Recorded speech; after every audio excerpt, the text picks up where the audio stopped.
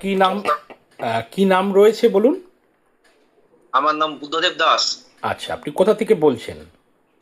আমি হুগলি জেলার বৈদ্যবাড়ি থেকে বলছি গুরুজি। ঠিক আছে, ফাইনালি চলে আসি। বুদ্ধ, আজকে সর্বপ্রথম তোমার কাছে কেমন লাগলো অনলাইন কনসালটেন্সি, এবং সবচেয়ে বড় ব্যাপার যে আগে যেগুলো প্রেডিকশন করা হয়েছে কুণ্ডলীগতভাবে, এবং যেটা তুমি অলরেডি ইউটিউবেও দেখেছো আমার প্রেডিকশনগুলো, সেই সম্পর্কে কি উপলব্ধি হয়েছে তোমার, তুমি একটু বলো যাতে মানুষও জানতে আপ- পারে।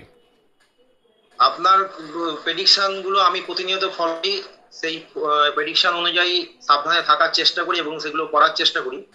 কিন্তু সব থেকে মিরাকেল বা আমার জীবনে একটা দুর্ঘটনা, যেটা ঠিক। আপনার প্রেডিকশন অনুযায়ী যেটা জানতে পেরেছিলাম যে ওনারা আমার কাছে আর বেশি দিন থাকবেন না, ঠিক। সেটা আমার মিটে গেছে। এবং সেটা আমি প্রত্যেককেই বলেছি যে আমার গুরুজি এরকম বলেছিল, যেটা আমি জানতে পারতাম বা জেনেছিলাম ঠিক। যে আমার কাছে বেশি দিন বাবা মা থাকবে না। ঠিক। এটা আমার কাছে আশ্চর্যজনক একটা ব্যাপার হয়েছে। এবং নামও কিছু উল্লেখ করে দেওয়া হলো, এবং একটা কাঠের ফ্রেম রাখা আছে কোন সাইডে সেটাও বলা হলো বুদ্ধ, সেটাও কি মিলেছে? একদম একদম। ঠিক। হ্যাঁ, মিলেছে মিলেছে। ঠিক। ঠিক, তুমি সম্পূর্ণ স্যাটিসফাই তো বুদ্ধ? হ্যাঁ হ্যাঁ, একদম বুঝছি। একদম ঠিক আছে বুদ্ধ, ভালো থাকো, আনন্দে থাকো এবং সুখে থাকো।